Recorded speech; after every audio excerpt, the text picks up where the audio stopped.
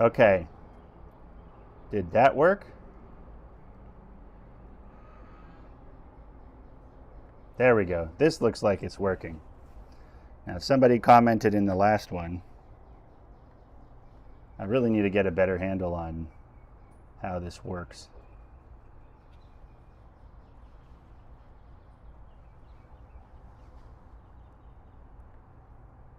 Okay. So here we are working on this machine that I developed, and that video looks kind of choppy to me. Is that better, or is that just that? Yeah. Well, we'll see if the video gets choppy. Hopefully not. Window capture back up. Shorts. And then I'm just going to check on my phone if the stream is actually up, because it's never clear.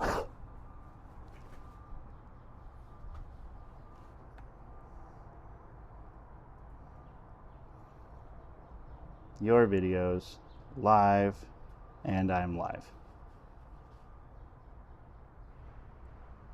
Cool. Okay. So,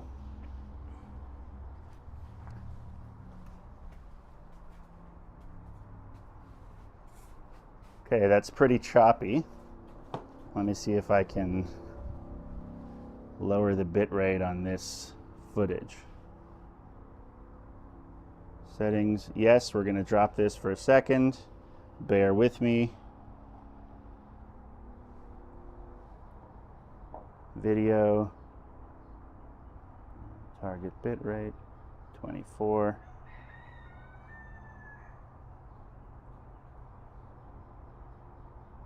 Okay, that seems to be working better. I mean, it's still kind of choppy. I'll fix that later. Okay, so today we're working on some more glue ups and sanding, and I'm trying to get, by the end of the weekend, I'm trying to get most of this thing assembled. I'd like to get it primed, but I think that's unlikely given my rate of progress. So before I get into building, just while the stream gets set up, I also just want to go through my ideas for the shorts I need to make around this. So the idea with these streams is I'm going to show, one, I want to share the tedious build process of all of this, because it's hundreds of hours that have been spent on this nightmare, and I figure that suffering should be shared with the world. And then also I want to demonstrate like how I make the videos. So I have my secondary camera set up here, and I'm going to use that as we have a direct feed from that camera to the stream. So while I'm shooting, you can see how I collect that footage, and then the final short will get released afterward. To me, that's interesting, and I wish more creators would show their video production process, which is kind of a separate interest, I guess. But right now, what I want to go over is the kind of shorts that I can make, because for a while I was viewing everything as like, what's up, man? Yeah. Thanks for tuning in here. It's good to see you as well. I hope that everything's good in your life. So today what I want to go over, because yesterday Mel in the stream was saying, hey, you should make some shorts, which I know. The problem is like thinking about the design process while shooting the videos, and then having to interrupt the design process for making the shorts is totally overwhelming. So today I want to just go over the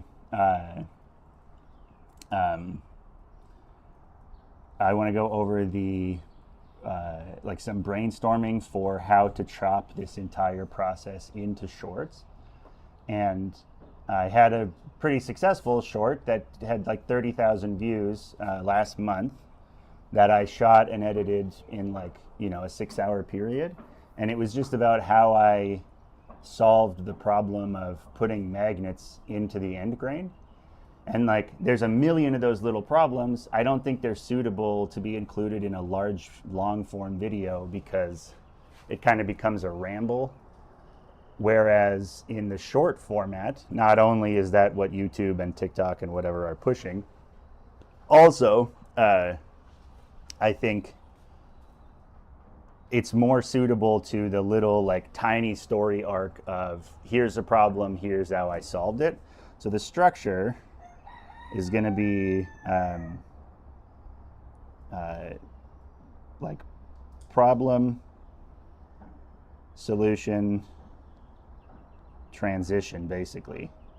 So basically the problem I'm solving with a like tiny half-second introduction of the project, and then a solution, which is how I came up with whatever the novel solution is, and then the transition, which is a hook to get you to watch whatever the next clip might be. But it has to end as soon as possible. So as soon as whatever the material, the problem that was initially introduced, as soon as that's resolved, I have to clip it off before you have time to realize that the video is almost over. Because on that last video, I realized that I had a short drop off in viewership right at the end, where it was clear that I had already resolved the problem. So it's like, it's kind of a cool distillation of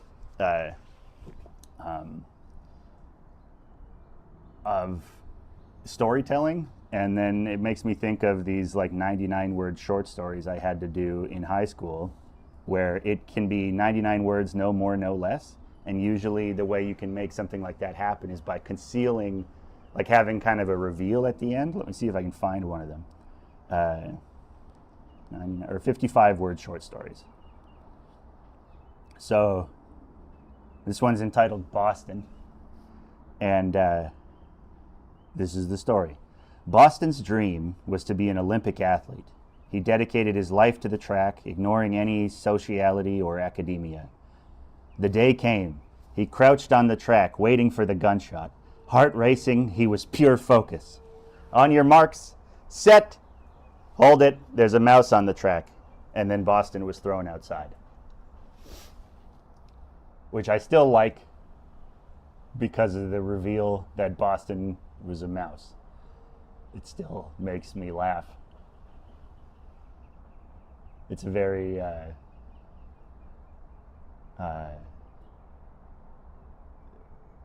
what was that movie, The Mouse on the Motorcycle or something, where the kid has a toy motorcycle that his friend the mouse rides? Sort of a ripoff of Stuart Little. Anyway, so I wonder if this will work where I type and you guys can see what I'm writing. Please offer ideas for like problems and solutions. So the first obvious idea is, okay, let me do a checklist. And I'll further break these down when I'm actually scripting the videos. Does it give me the option on mobile for a checklist?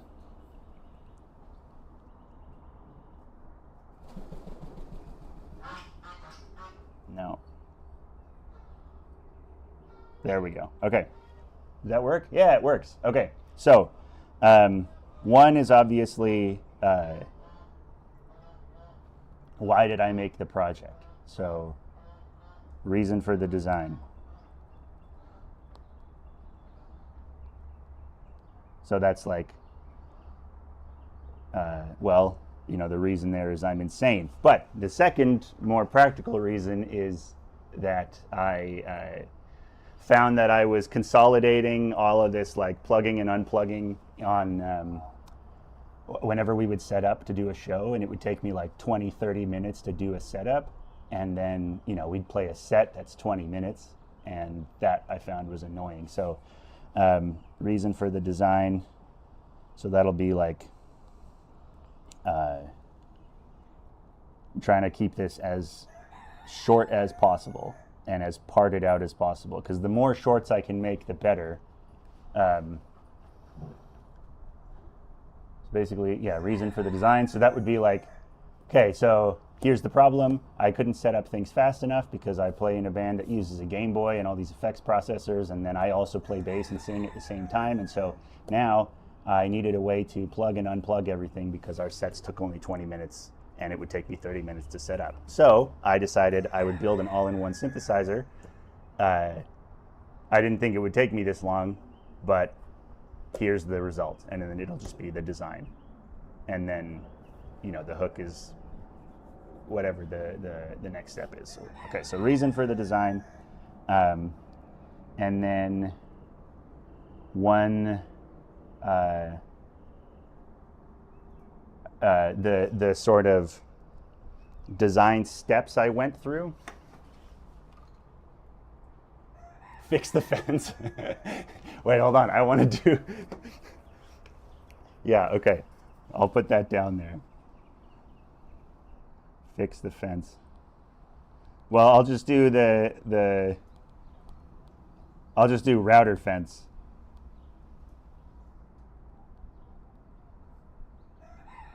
And then that has a secondary problem. So the first problem is, okay, well, I'm having issues with the finger joints. And then the second problem is, oh, my DIY piece of shit fence that I made is not actually straight.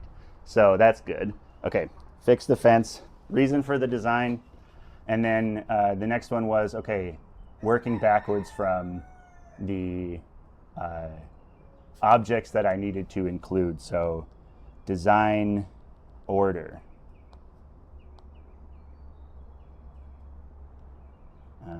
Display, Game Boy, patch bay, etc. And I want to do these, because it's so complicated, I want to do these like zero punctuation where it's just a non-stop stream of video. Fence boy.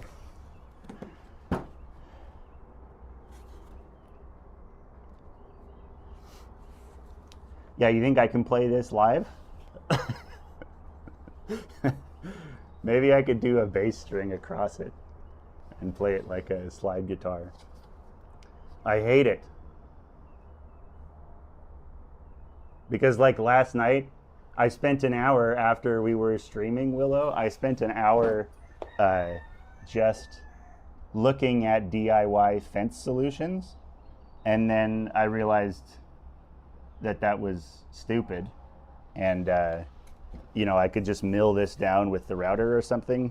And then I actually ended up going with a larger roundover for the chassis there. So I used 3/8, so it's not quite half an inch, but it was high enough that I could get the bearing above the edge, and it actually looked really good. I'll show you that in a second. It's just inside right now. Okay, so design order, and then I want to explain quickly in there the order of the electronics. Signal path.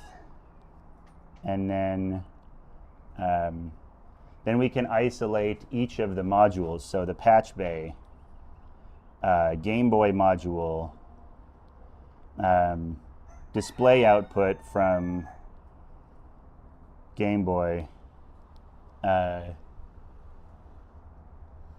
display output from Game Boy, the display. So I had some problems with the display itself, and the one that I chose, display choice,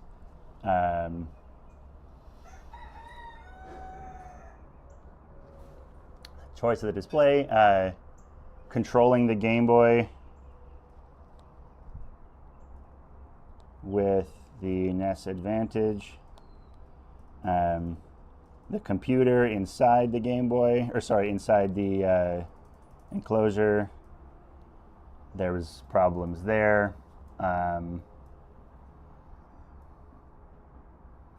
What else did I encounter? Oh yeah, the Chaos Pad.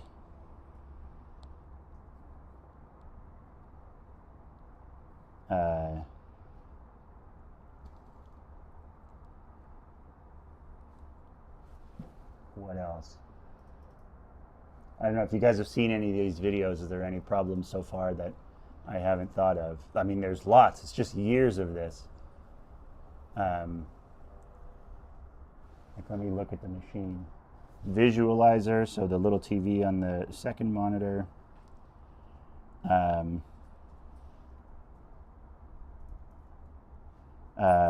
Drawers, keyboard. Basically every piece of this has lots of problems, but now I'm thinking, okay, in the manufacturing section, oh yeah, material choice. I guess some of this is videos I've already made, but it should be better suited for shorts. Material choice, because I initially was going to do plastic. Bass amp choice, yeah. Good call. 1 to 2 switch. That's right, tolerances, thank you, exactly. I had trouble fitting pieces together. Tolerances, oh yeah.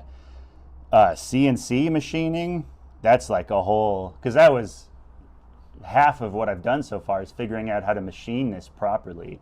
So CNC, tolerances, CNC, fitment,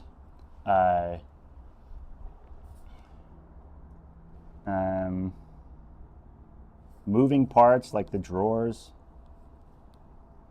and then, I mean, just right now, finishing and paint choice. That's probably like 5 videos. MIDI switcher, oh yeah, that's right, MIDI switching. Oh, you guys are fucking great. MIDI switching. Yeah.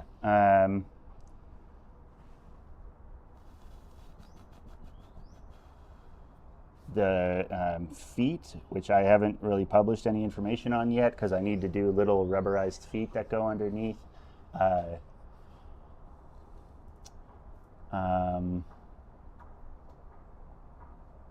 Oh yeah, I actually I have a video that I already shot and need to, yeah, inspiration. Okay, right, aesthetic choices, totally. Aesthetic choices,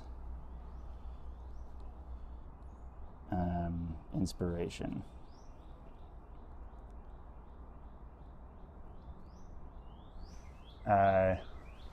Also, aliens, retro gear, yeah, okay, exactly. I actually, last year, got really held up because I was going to, I approached another design studio to do the CNC work for me before this was all cut. And I actually, I told them I was going to do, or they said they weren't available to do the cuts yet. And then, you know, that they wouldn't be able to do it for another month. So I said, okay, well, what if I apprentice here in the meantime, just so I can learn in case you guys need help? They said yes. I ended up working there for like 6 months. And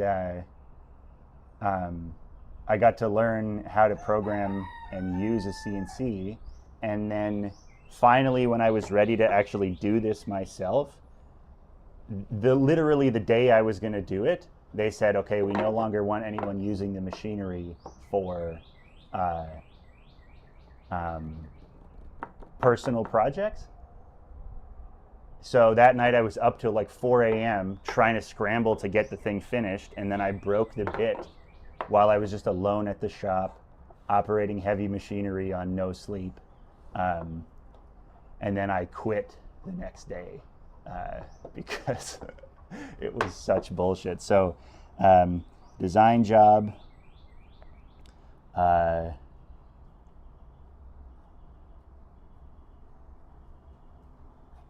And I got 3D printed jigs.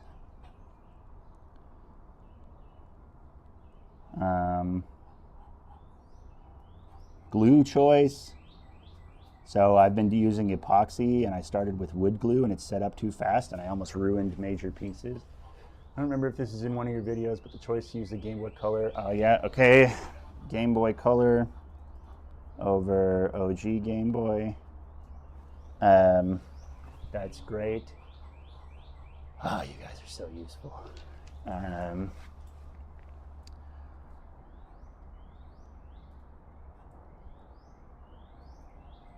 Okay, that's a lot for now. And I'm sure I'll think of more as time goes on. Okay, so now that's probably enough. I'm gonna shut that off. Here's my dog.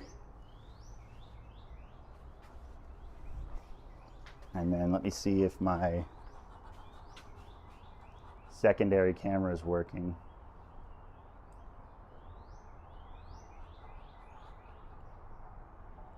You fucking camera.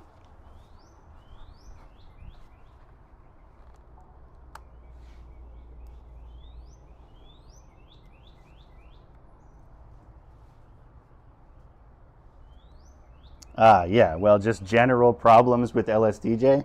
Yeah, that's true too. Oops. Sorry, Doc. Okay.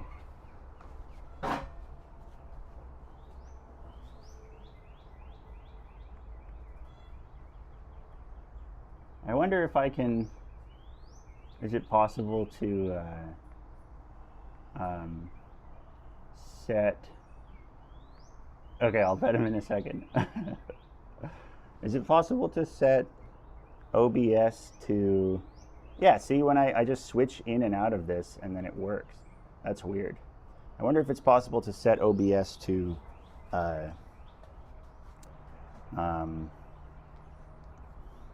just automatically refresh those. Oh, one other one is drilling straight holes.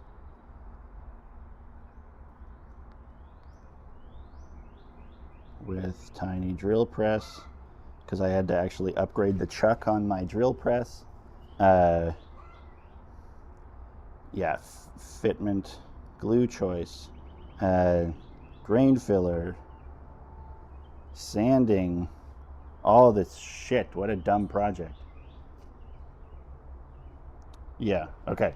And as I work on each of those individual shorts, I'm sure there will be more. Let me just, you guys wanted some dog footage.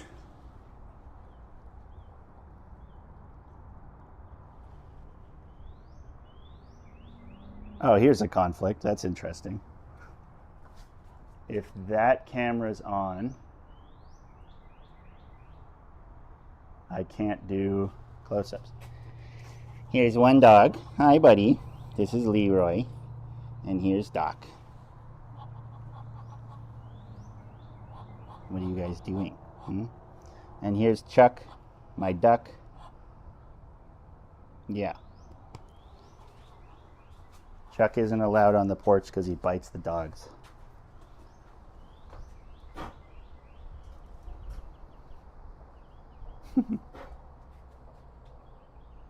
Yep, Arduino boy. God damn. You guys have a better memory than I do.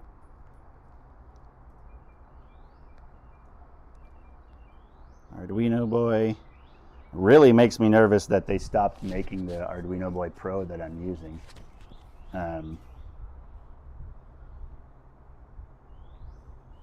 But anyway, all right, let's do some work. So I could fix the fence right now.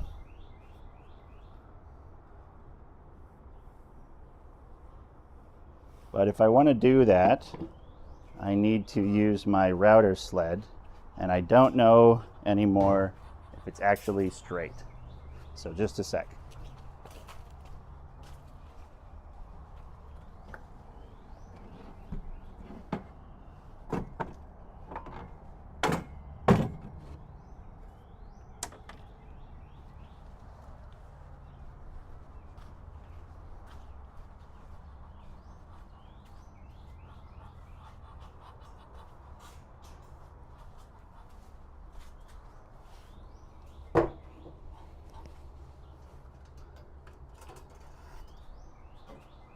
YouTube is not receiving enough video to main smooth.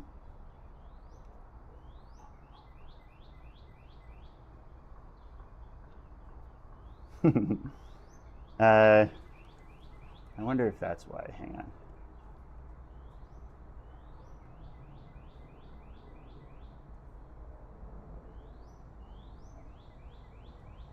into turbo.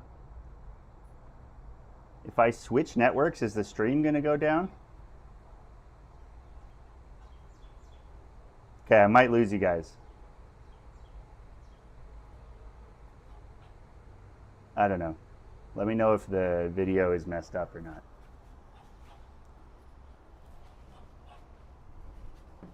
Just never know if it's better to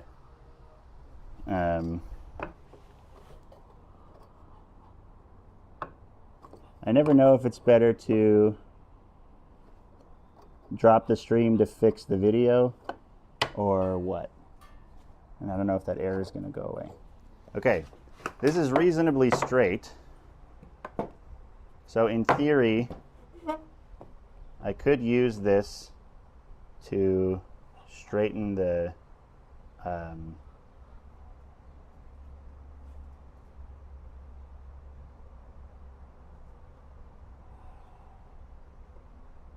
could use this to straighten my...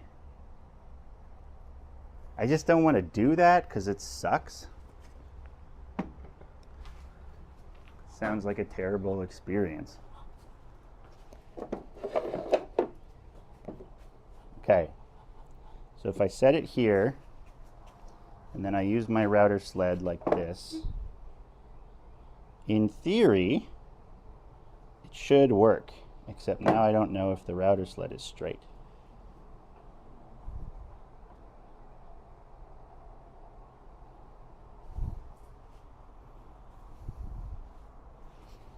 Let's move these pieces.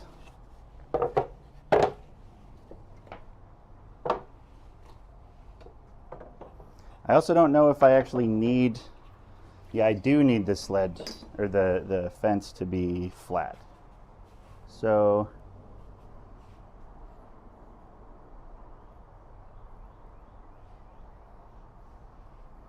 should I just use the table saw?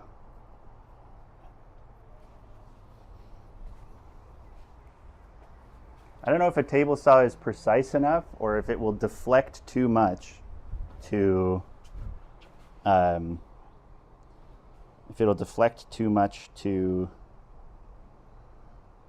trust that it's straight.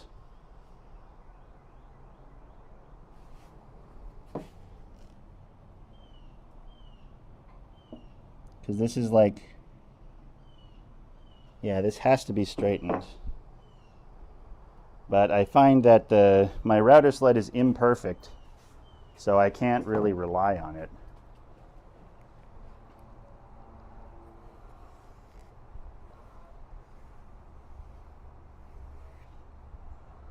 I'm going to try with the table saw, and if it doesn't work, whatever.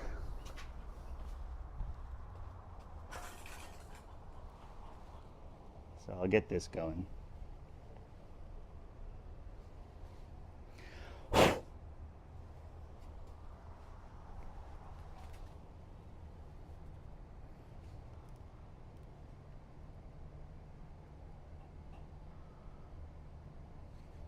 Look at that balloon.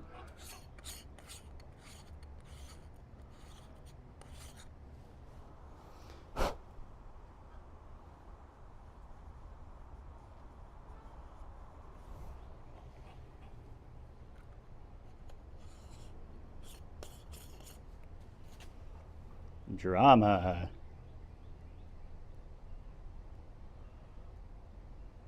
Okay.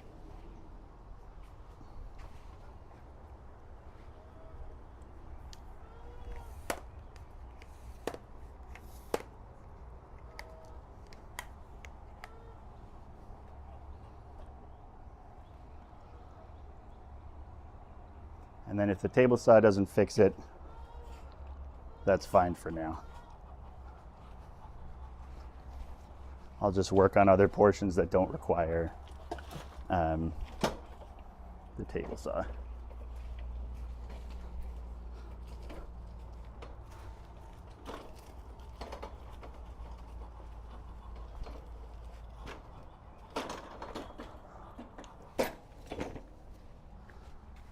Or you know what? No, what I should do before I start that, I'm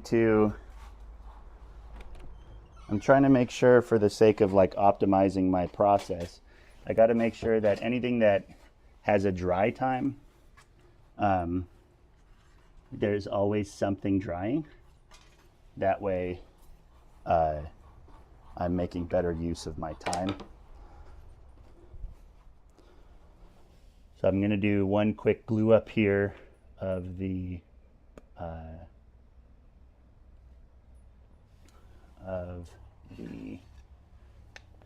little drawer covers.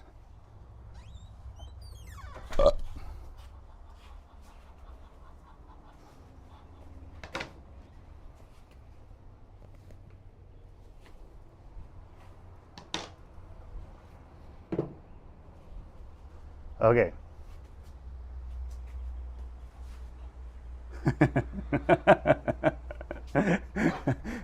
That's what I always do. I think I ended up spending enough on all of the CNC work that I had done that I could have just bought my own at the end of it and then sold it, or kept it and, you know, done CNC work on the side. So that sucks. But, you know, we'll call that a learning experience. Okay, so right now I'm going to demonstrate. We're going to make a video. So I've got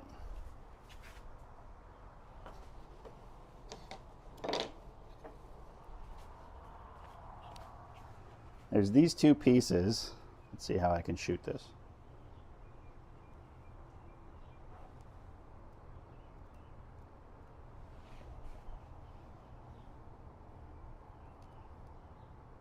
Okay, so these two pieces have, this one's like a parallelogram, like this.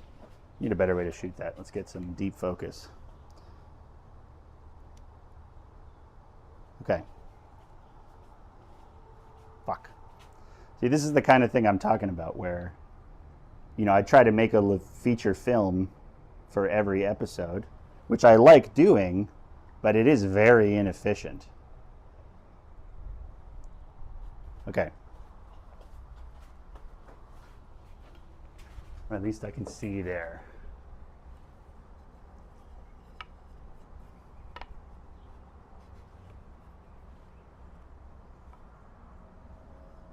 See, these need to go together like this. And with some joints, I can just use tape or clamps. But holding this in place is pretty impossible with tape, because it'll pull against the joint like this, like that. So instead, I made these 3D printed jigs. This has become like the most useful part of having a 3D printer is exporting the precision of the 3D printer to other tasks. So I have these, and it friction fits in there, and so does this bottom piece, like this. And then because the piece is slightly bowed, I need to apply pressure through the middle as well. So then I have this center piece. And you can't see right now because I need to sand some of this, but this actually slides down to the middle, and then I put this other end cap on, and then I can glue that and pop these off afterward, or just cut them or whatever. And the result is this, like, you know, to the precision of 0.04 millimeters, it's a perfectly accurate glue up. So I'm just going to sand this piece, and then we should be able to glue that.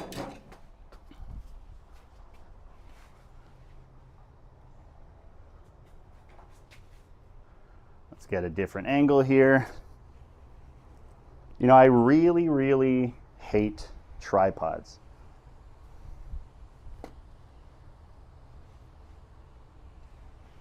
I think they suck.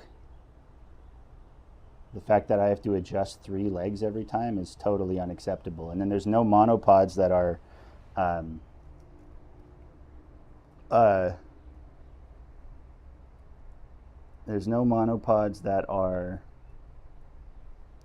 stable enough to use a fluid head without creating all this wobbling. It's pretty annoying.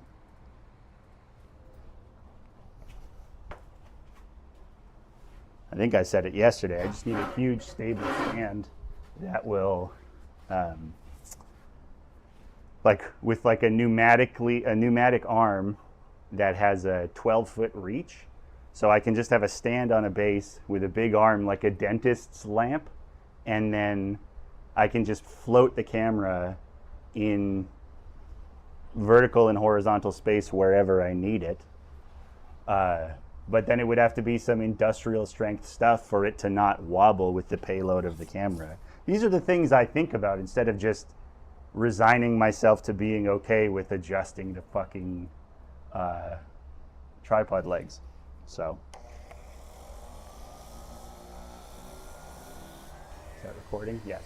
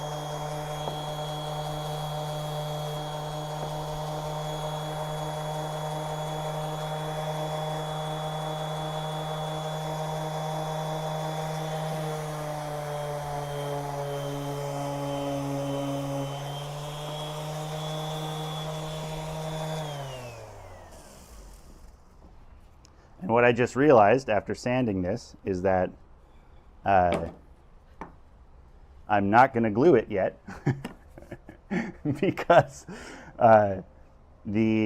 my process to trying to reduce the amount of difficult or unwieldy sanding that I have to do. And to do that, I'm as much as possible painting the insides and doing the grain filler on any of these interior angles before I do the joinery. So I'm actually gonna wait to glue these.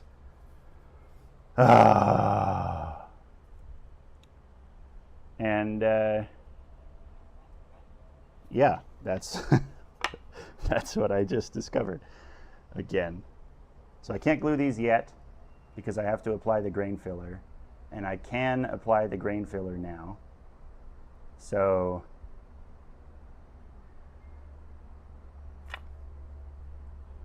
should I do that now?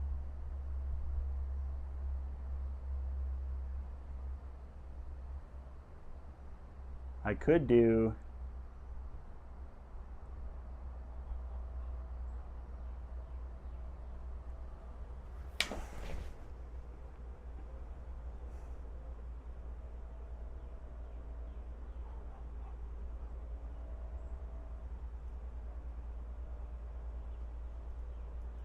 yes, okay, it has to get done. I don't know if it's the optimal choice right now, but I'm going to do the grain filling right now so you guys can see this dumb process.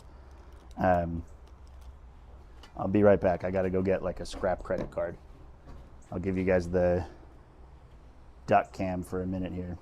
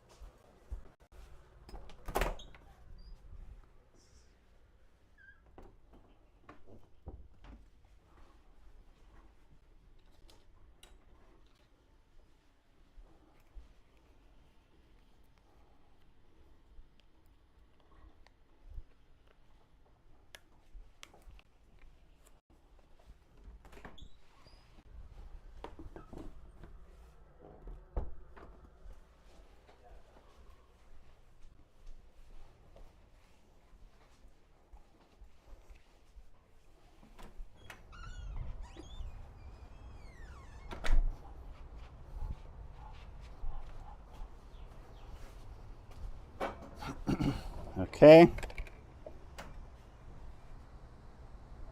Oh, good call.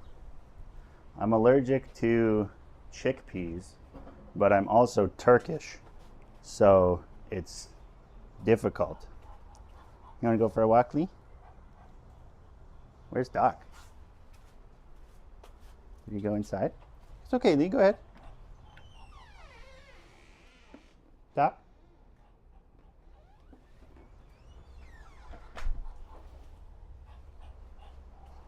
Well, I don't know where my other dog went.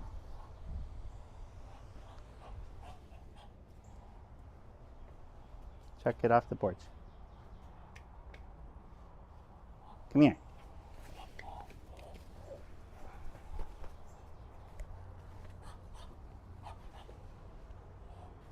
Come on, Lee. It's okay, go ahead.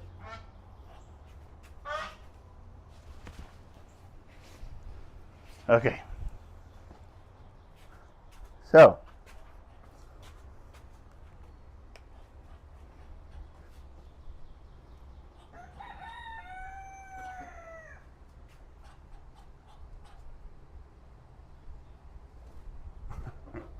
oh no, Lee, are you trapped?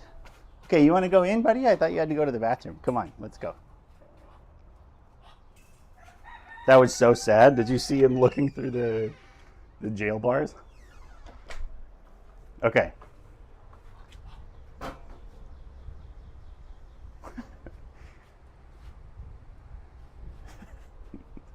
Don't make fun of me. Yeah, I think I could do that. I think I could attach a router to a 3D printer. It's basically the same thing. It's interesting how simple the technology actually is. Okay, so check this out. This is how much bullshit I have to go through to actually finish a single piece. Oh, I was recording Leroy the whole time. Okay, so we're gonna do, yeah, this will work. So instead of lowering the tripod, I can raise the table for a second.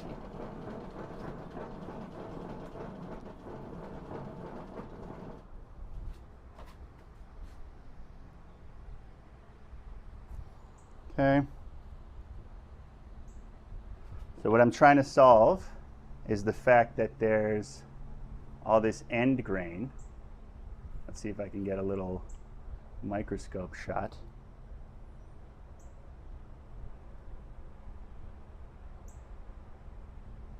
Okay, and then press record. Okay, so all this end grain on this rounded edge, this has to stay exposed, and I can't use edge banding because it will peel and whatever. So I need to actually sculpt these edges. So what I'm going to use is this Famo wood filler.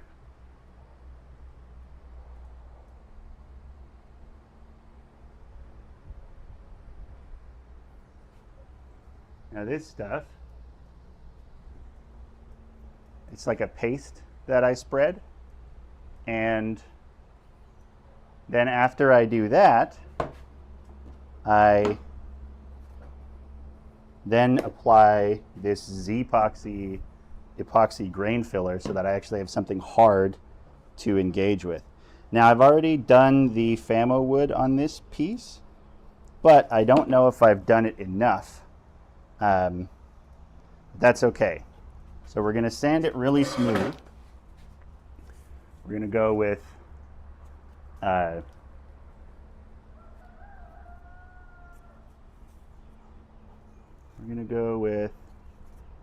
start with 240. And here's what you do to hand sand. You fold this piece of sandpaper, and then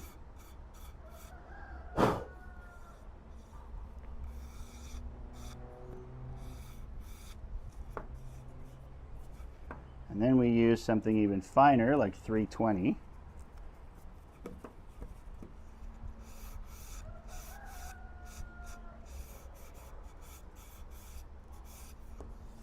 I'm not going to go further than that on this just yet, because I'm going to wait until I've actually applied the grain filler. So now we'll do a little shot of the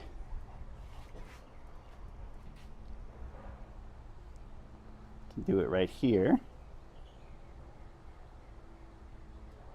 where I deposit the grain filler into the box. So I have these shitty little cups. So we got grain filler, it's 2-part epoxy. And where's my line? Right there. So this cup has barely accurate measurements on the side. And then I use the hardener to go to 5 milliliters. And then, normally you would have to do a couple coats of this, but here is this crap.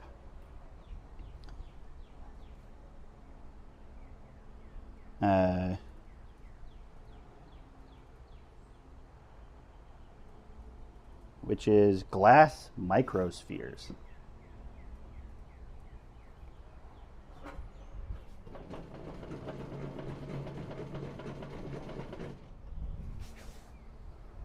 This is what I'm talking about, the amount of shit I have to do just to get a single shot set up. So these are glass microspheres. Let's catch that again. Let's pretend it's closed. So I'll go like this, glass microspheres, bam, and then I'll cut that there. Then I pull that open, and this is just like powdered glass, which you really shouldn't breathe. So I'm gonna mix the same, like 1/3 of the volume of the other stuff, roughly. And what this does is thicken the epoxy, the finishing stuff, the grain filler that I'm using. It thickens it so that I have to apply less coats. Ideally, the goal being that I only have to apply 1 coat, but that's rarely been the case so far. So, okay, there's that shot. And now let's go back to this cup.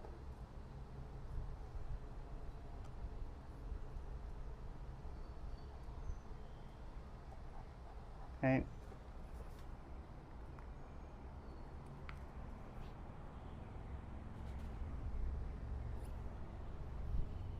And then I take a popsicle stick.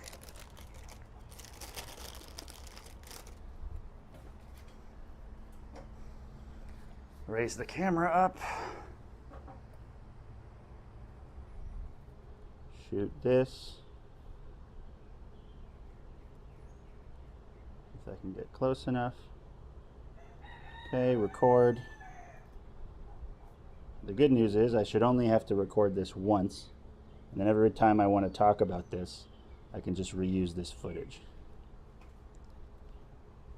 In the video I learned this from, it said you want it to be the consistency of pancake batter, and then I realized I hadn't made pancakes in years, so I didn't know what that actually meant. And I still really don't. And to me, that's a dumb... I hate those kind of instructions because it leans on you to have experience with a particular substance, which is fine, and there's lots of things that you can't really get down to a science, but if you're going to make a recommendation like that, just give an approximate thing. Like right now I'm doing 2 parts epoxy, 1 part glass, and this is getting to be sufficiently thick. So that's my advice. If you ever want to do this and use this Z-epoxy shit, just do it at 2 to 1. Okay. Oh, did our camera go out? No, it's back.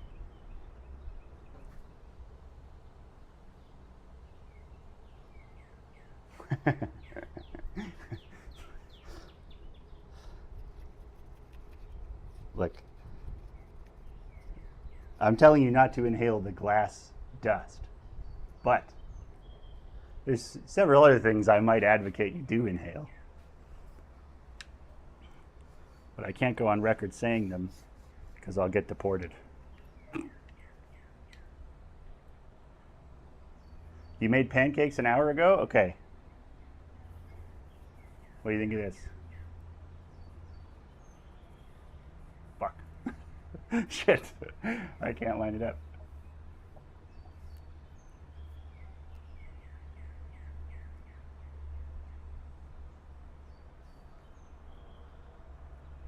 That would be if I made pancakes out of what's not very punk rock? Inhaling things or not inhaling things? Or not getting deported? They'll take my green card away. Okay.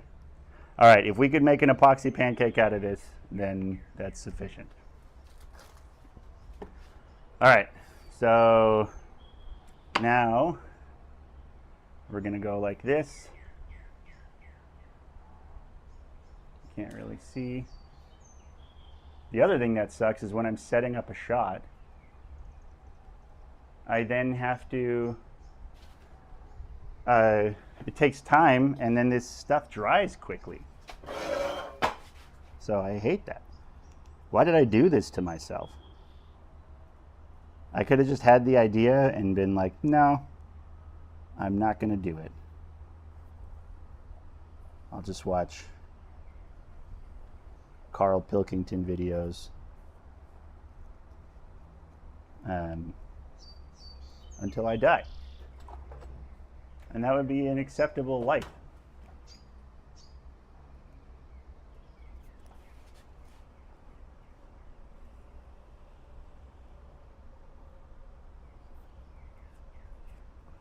So then I use this card. If you're going to try and steal my credit card info, joke's on you because this card's expired.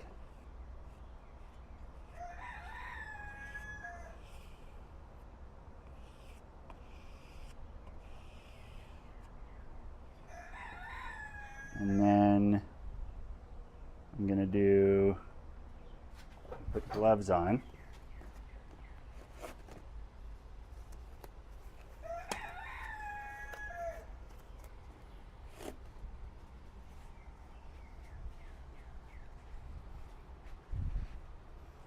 And get my paper towel.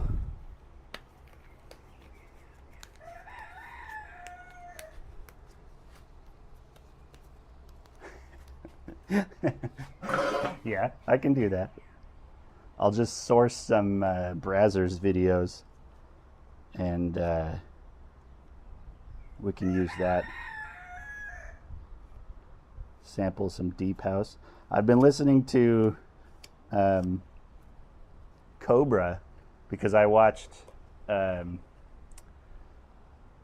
Kinds of Kindness, that Yorgos Lanthimos movie, and it's just like a series of 3 shorts. But there's this scene where Emma Stone is dancing because she finds this girl she's been looking for with healing powers, and the song she dances to is this awesome house track called Brand New Bitch.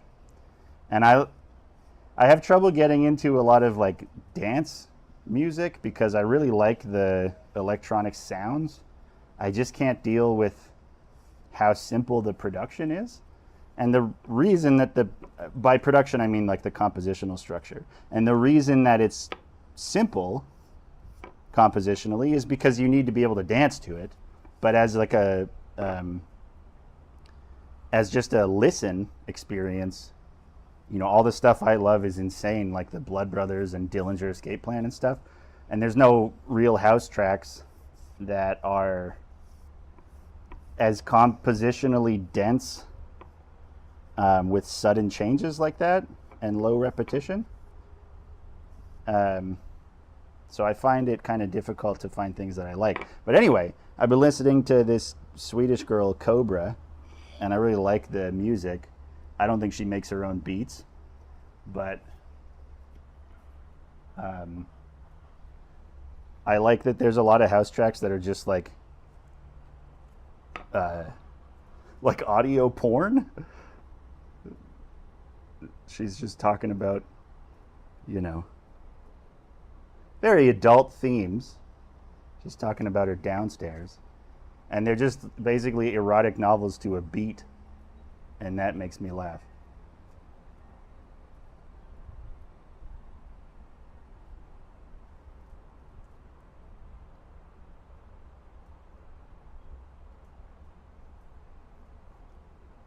One electronic artist that I think is in the vein that I'm talking about is a chip artist, Danimal Cannon.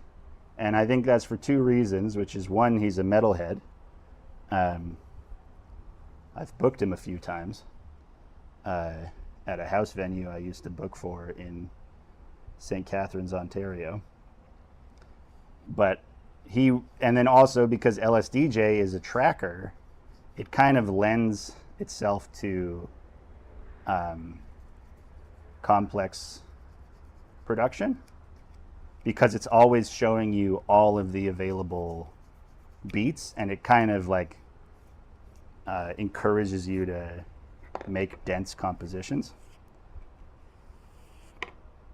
Whereas maybe that's not true, actually. It is pretty, you can just as easily make loops.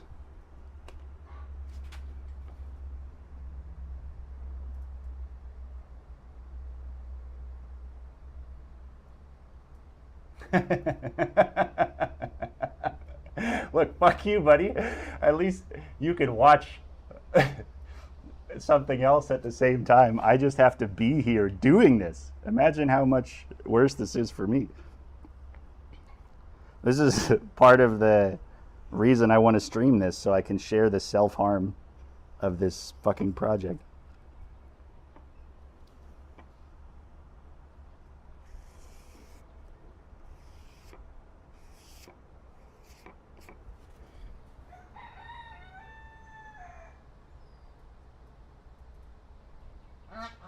Intelligent dance music? What a fucking bourgeois title that is. I've never heard the term IDM. Drum corps? No. But I'll put it on right now. Do you have a song recommendation? I'll put it in my headphones.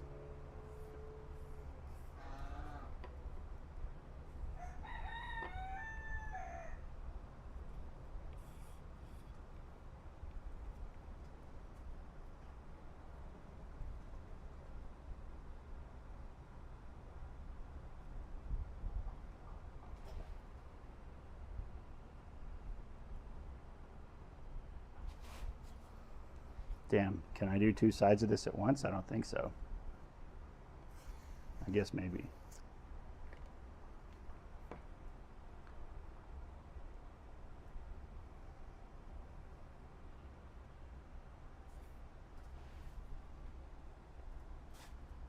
probably out of focus, but my hands are covered in resin now.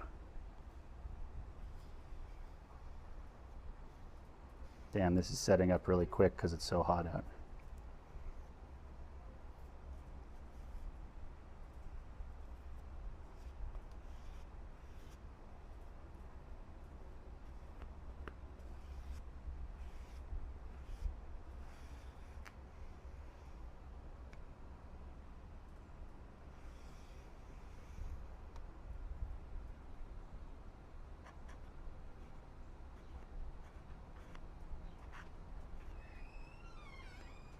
Hi, babe. Hello. I'm live, Oh, okay. so don't share our bank account info. You're doing what? I said don't share our bank account info. Like you're using... Yeah, it's all right. This one's expired. I didn't even think of that, and then I just mentioned it. Hey, which one is the Resident Evil that we played that we really liked? The one, Go ahead. not the new one. We didn't like that one? Well, we liked the new one, but not as much as the one with the Hillbilly Family? the Hillbilly Family. That's Biohazard. That's the 7th one. Right? Is Resident Evil Biohazard the 7th one?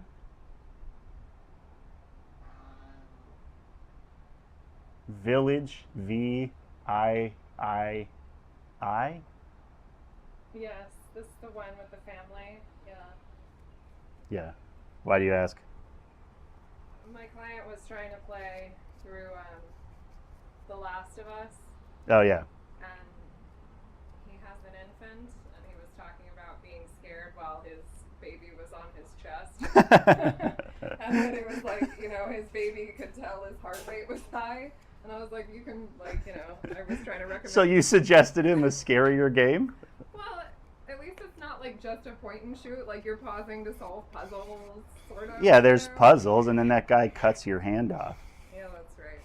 I don't know if you guys heard that, but she was saying her client was worried that him playing Last of Us was agitating his baby because his baby could recognize his own dad's heart rate amplifying.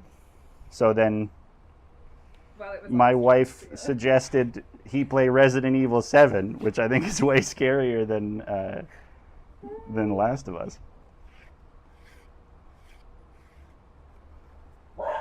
Jesus. Okay, I made a mistake on this by doing both sides at the same time.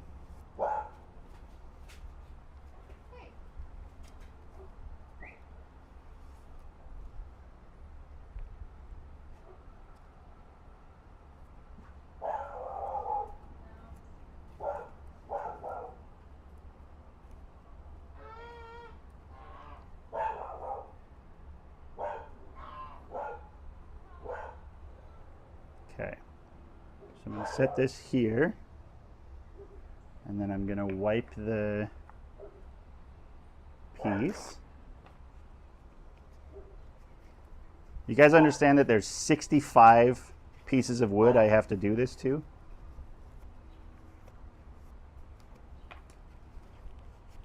Some of them are already done, but I'm just explaining how dumb this project is.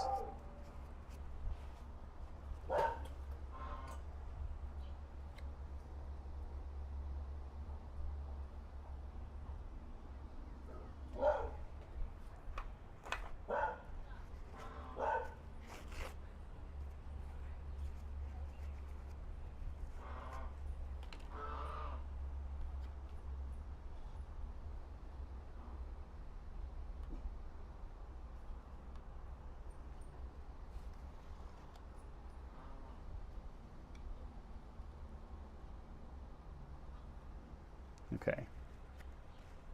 Oh shit, my camera died.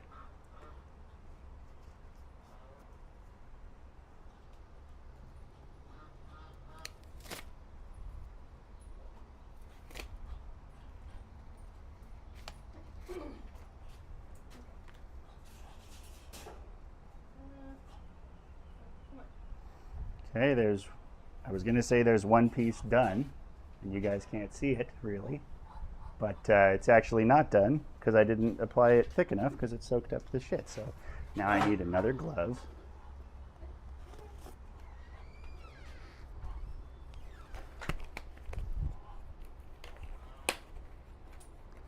My mistake was trying to do both sides at once. It made it hard to hold. The inside is not as important as the outside. So I'm just going to attach it to this file.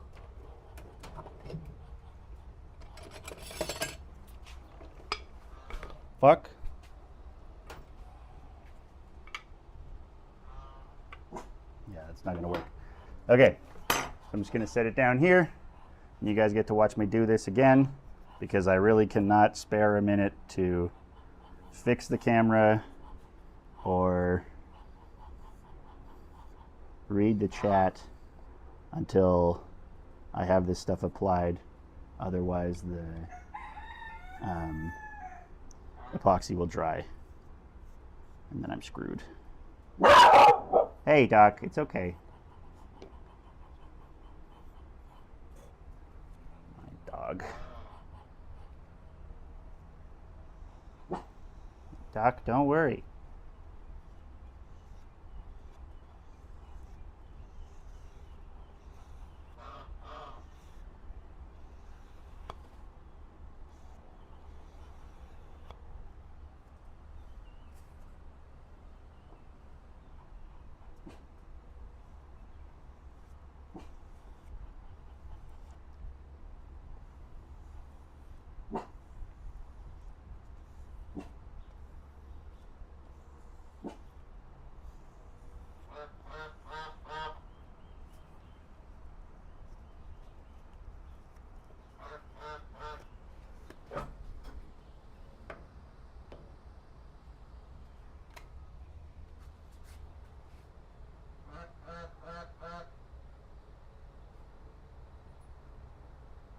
on his Grist album, Botch Up and Die.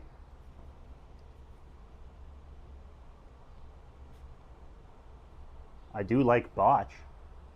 Drum Corps.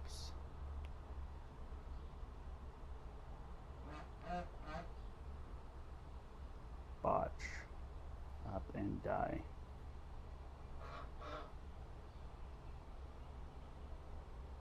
Oh, it's a metal track. Oh, it sounds like Igor.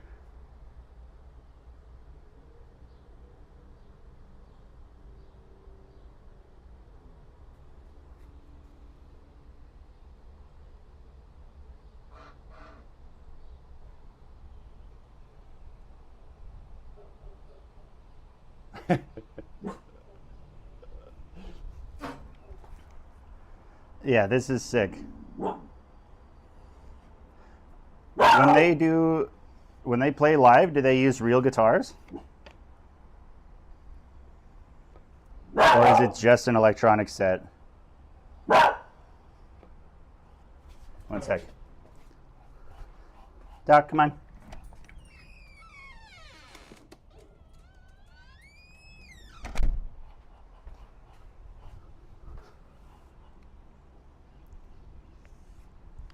Yeah, this is sick.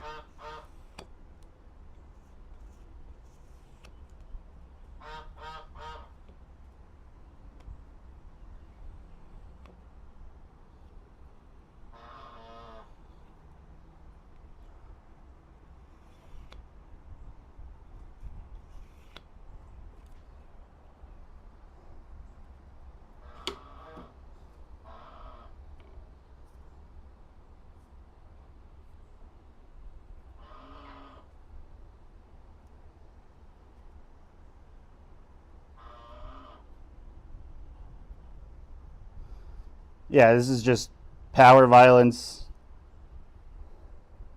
tech death.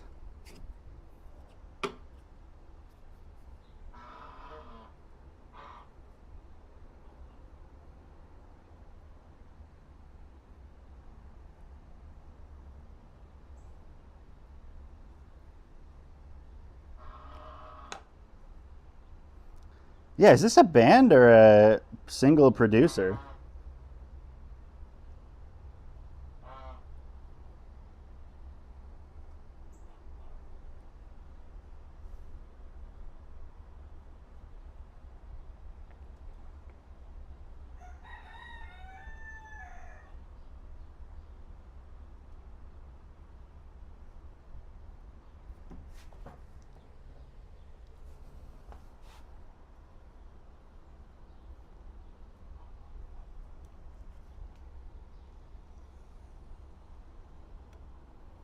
Damn, this song is long too.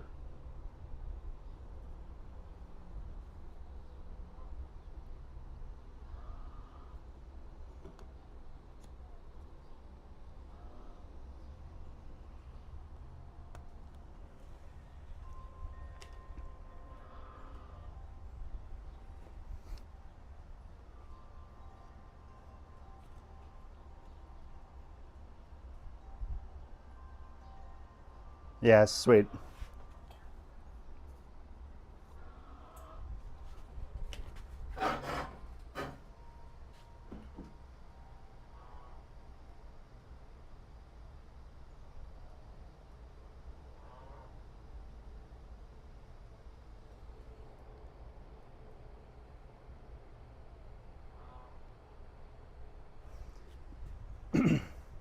Yeah, that was awesome. I'm going to save that.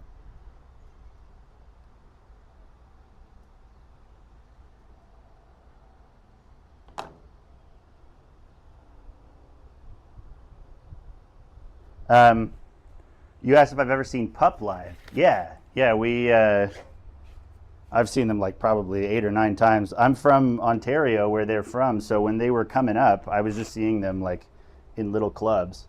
And then we played Poutsa Fest a couple years, and like it's a fest in Montreal named after a poutine pizza, very Canadian. And we played that festival, and then so did Pup and the Flatliners, and I mean, there's a bunch of bands on that fest. Cancer Bats and Lagwagon, and yeah, a bunch of my Canadian favorites. And there's a picture, a really old picture on our Instagram of the singer from Pup with an inhalant sticker on his shirt, which was pretty cool. But when I made that Pup cover, I sent it to them because I have some mutual friends with them. And like we played a few shows with the guys in Pew Pew Pew, and they're close with Pup. And when I made that cover, I sent it to them because it was a lot of work, and it's a pretty cool cover. And then they just said thanks, and they didn't even share it, which is fine. They're not obligated to, but it would have been nice to have an acknowledgement from Pup.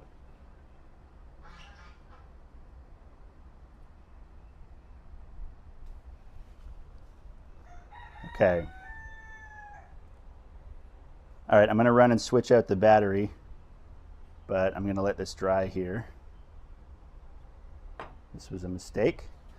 BRB, guys.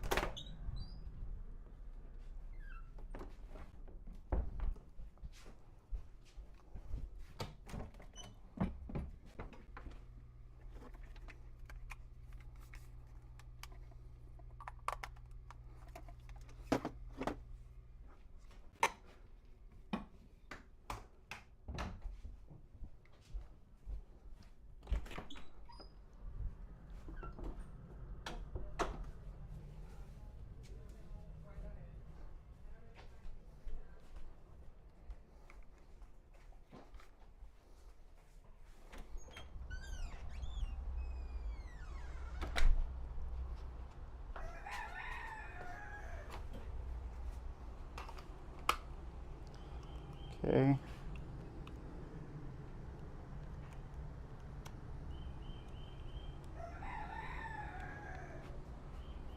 Yeah, I really like that drum corps. So, okay, so that was boring, and I didn't do the other pieces. Maybe I'll do them right now.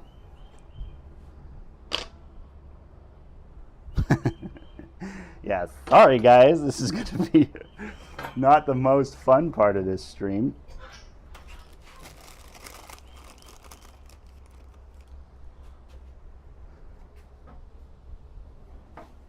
Yeah, drum corps is cool. I really like that.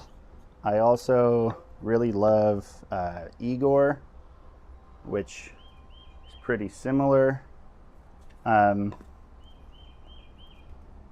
schizophrenic mixed genre style.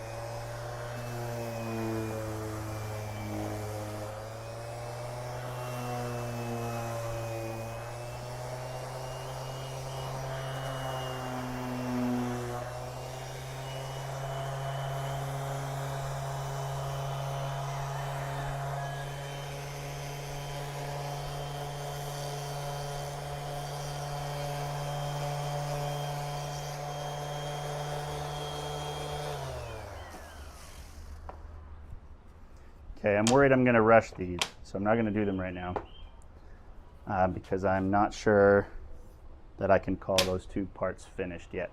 So let's try and see if the table saw will actually be a good idea.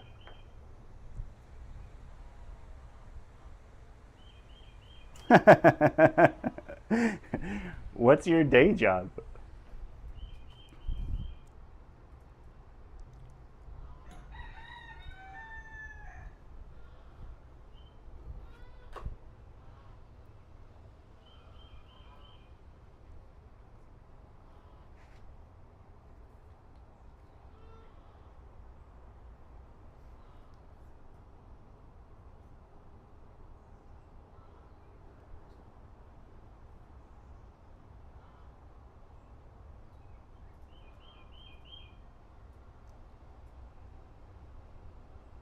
I guess I don't need this shot for now.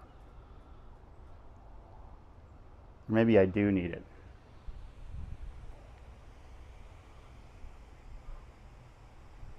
Cloud operations, engineer.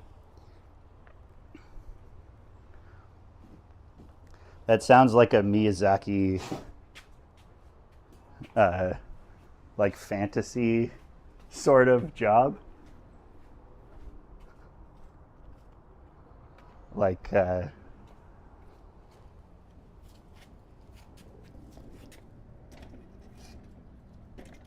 like where you're just responsible for clouds. I understand that it's a software position, but I like the idea that I always love the idea like driving past a factory, like a coal refinery or something, and it's just billowing out steam. To me, it always looks like it's actually a cloud factory, and you just have to refine coal to make clouds. Those are the kind of stupid things I think about. But it, I think, is a cute notion.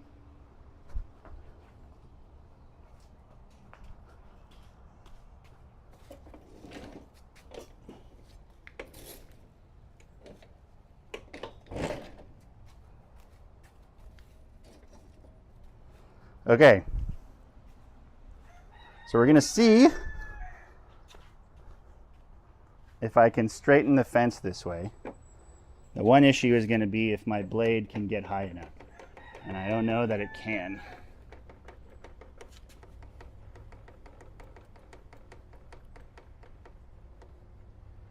Yeah, it just clears it. Okay, table saw is the scariest thing in the world. And I really hate using it. I really want a saw stop, but those fuckers have it behind a patent.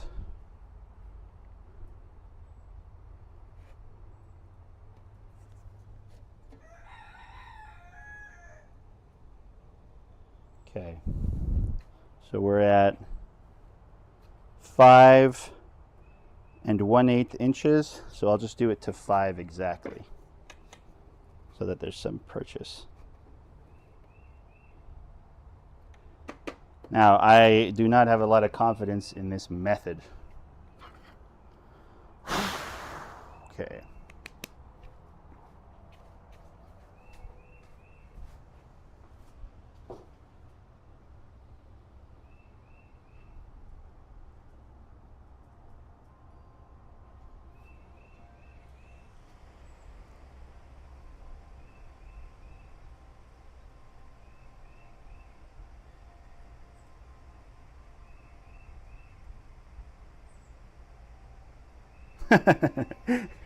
Somehow, I don't think I should DIY a safety device.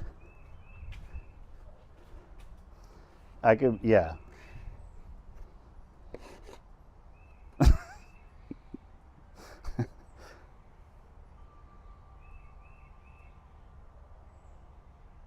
Okay.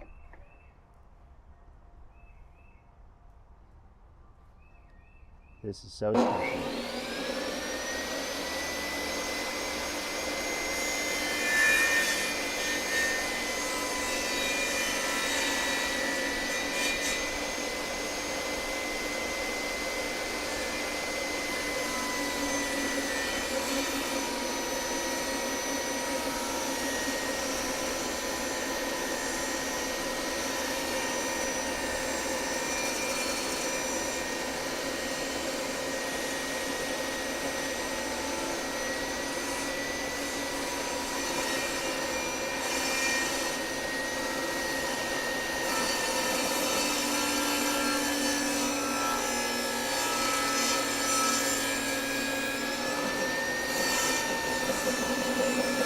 Fucked it up.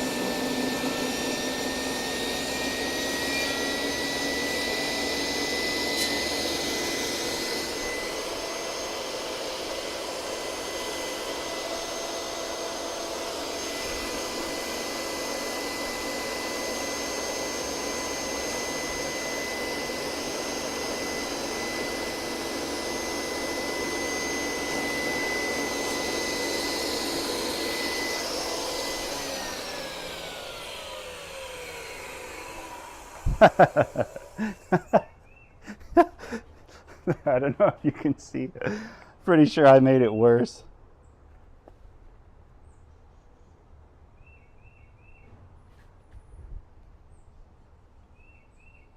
So hard to shoot stuff like this.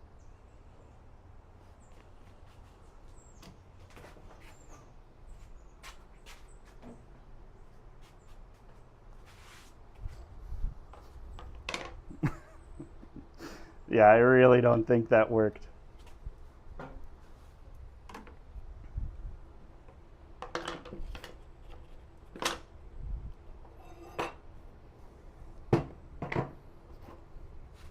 Maybe now I can try with the hand plane, but that definitely made it worse.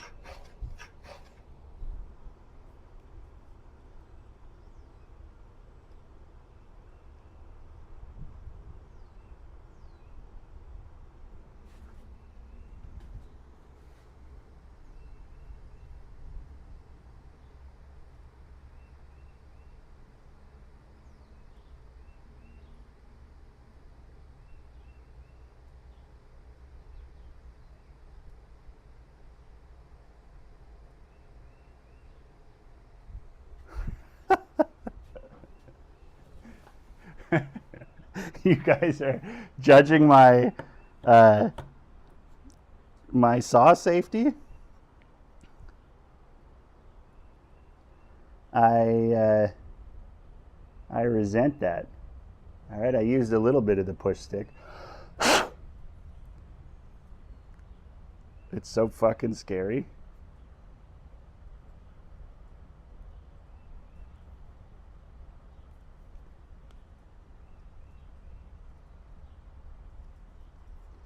But I think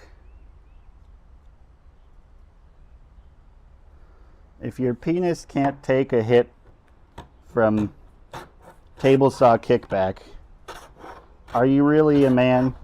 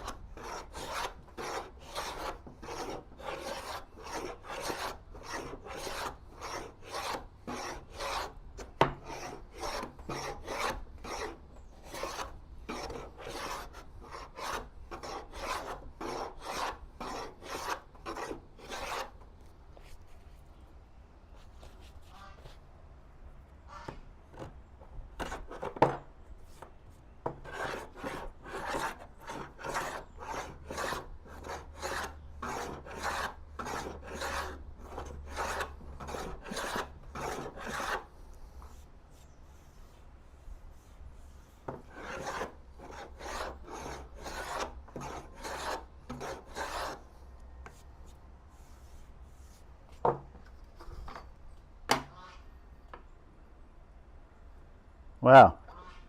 Believe it or not, it didn't work. It made it worse.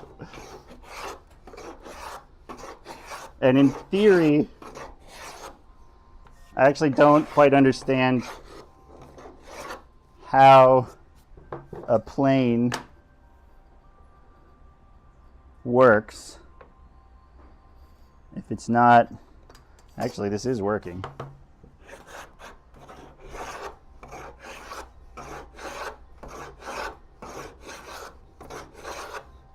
I actually don't really understand the mechanics of a plane.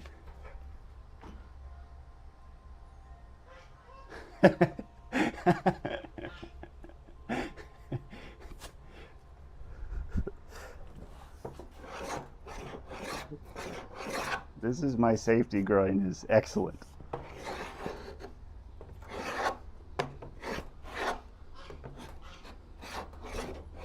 I might have to include that in one of the shorts.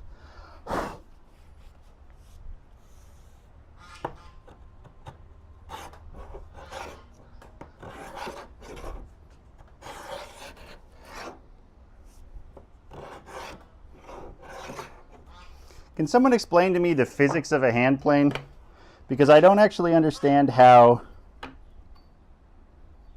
See, this is me also just assuming that my ruler has a good edge.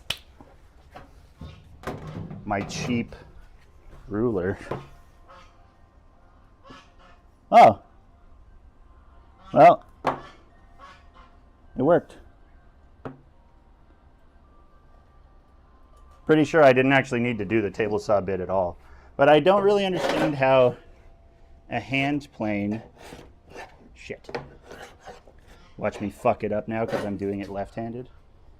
Damn it.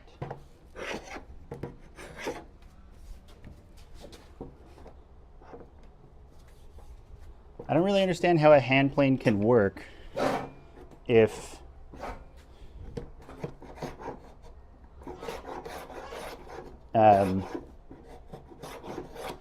it's not the. Hold on. I can't think and do this. Just a sec. Okay, I don't understand the physics of a hand plane.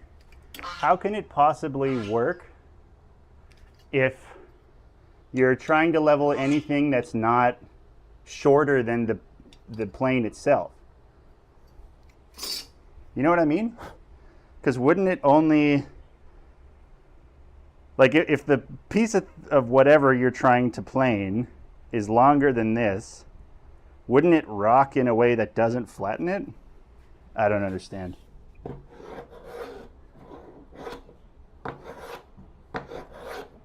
This is why I did everything on the CNC, because I don't want my craftsmanship to actually, I mean specifically my lack of craftsmanship, to actually have an impact on the end result of this project. Okay.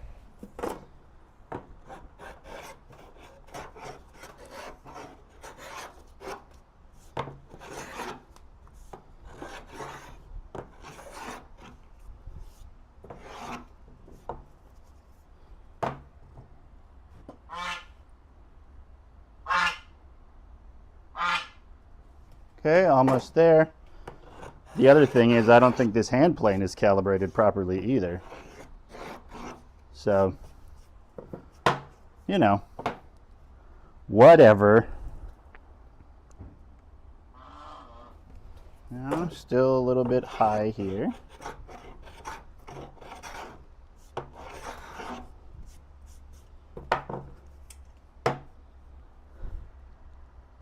Cool, worked. I'm a genius.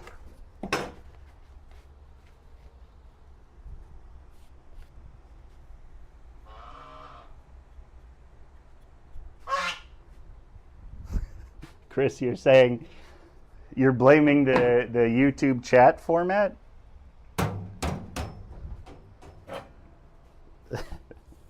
I believe you. You could explain it, you just don't want to.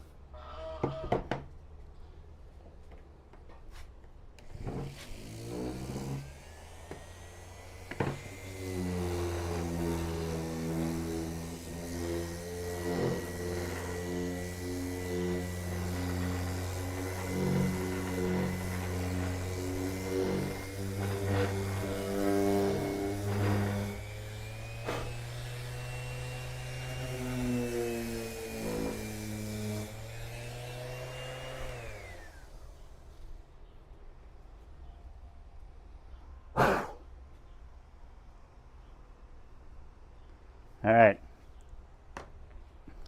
Well, the fence is planed. I got carried away and didn't film it. Whatever.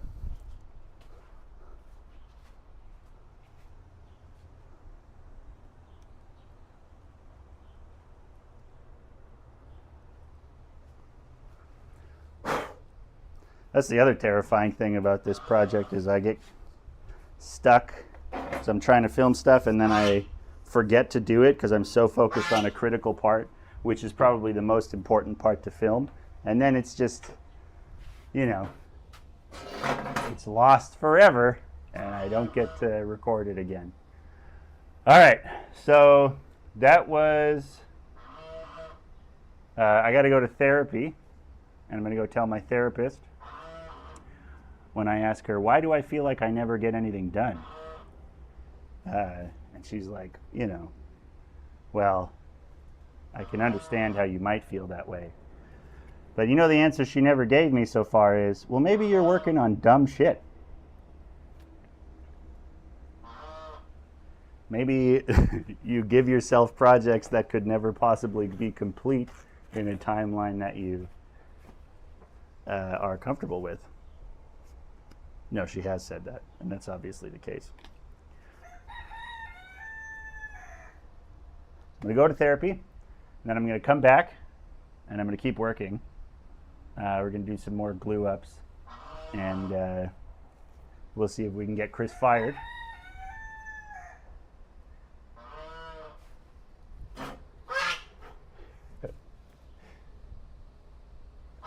No, the bullyism is encouraging.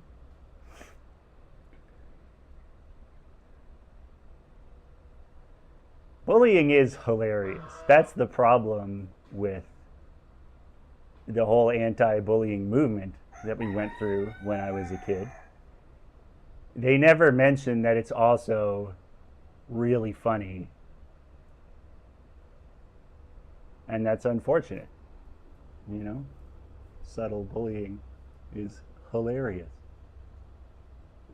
Like within the band, 50% of our conversations with each other are just straight up insults. And then when I can't interact with other people in my life like that, I'm like confused. Or I just hurt people's feelings by accident. And I'm like, oh shit. My drummer would have laughed.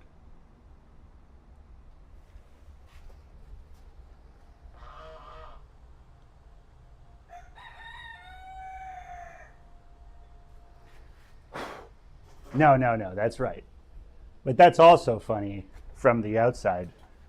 Like, it does make me laugh that people are so socially just, oh, God. Like, did you ever have a kid in class that made the substitute teacher cry? Like, I feel sick because of how sad that is. If you're a substitute teacher, it's already hard enough, and then these kids are such fucking monsters. But it's also hilarious that someone is that evil and ignorant at such a young age. These are complicated feelings of comedy. I can't end on that. This is the most productive you've been? Yeah, exactly. That's true. Yeah, okay. I'll ask her about the safety groin. That's a good idea, though. They're trying to ban sex toys in Texas. And I just learned, because that's where I am right now, is Texas.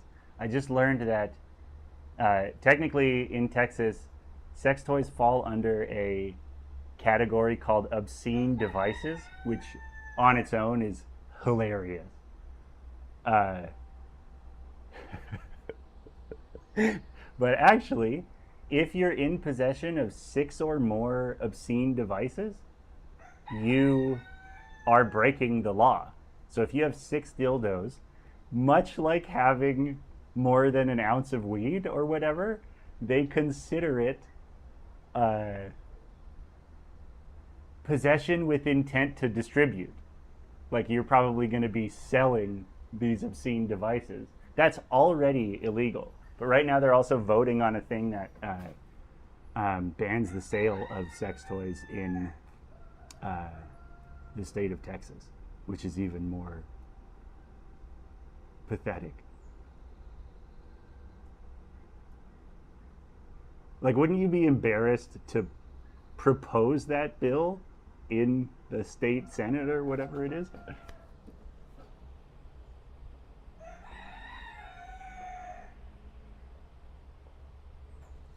What's up, Schwa? You keep getting moderated.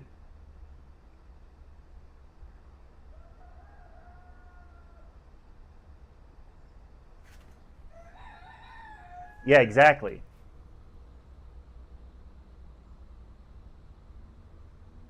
Yeah, you can shove anything in you.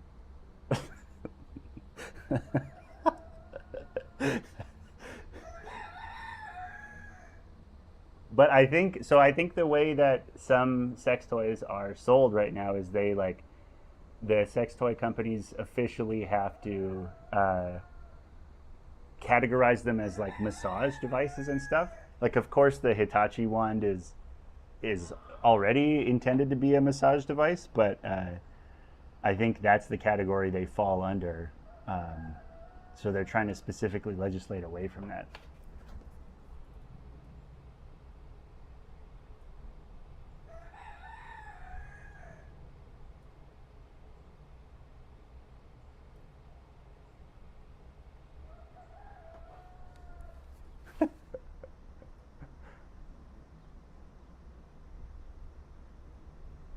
You're saying the word sex toys was getting moderated by YouTube? That's bizarre. I wonder if I can just allow obscenity in my chat. Like, is there a 4chan mode where where we just allow all topics, but YouTube doesn't recommend my videos? Yeah, the stream is pretty choppy. I have to fix it. It's coming from my phone. It's probably throttling. So I have to use the little cooler on it. But unfortunately, I got to go. I'm going to be late for therapy. I'm going to be back on in probably 2 hours. I'm just going to come back and I'll turn the stream back on. So I appreciate you guys being here. This was actually super fun. And I'm impressed by the sense of humor of the little group of weirdos we have here.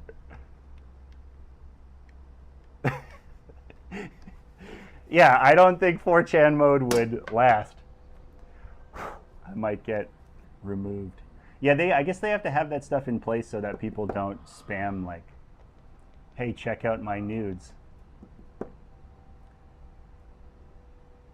All right. Love you guys. I'll see you later.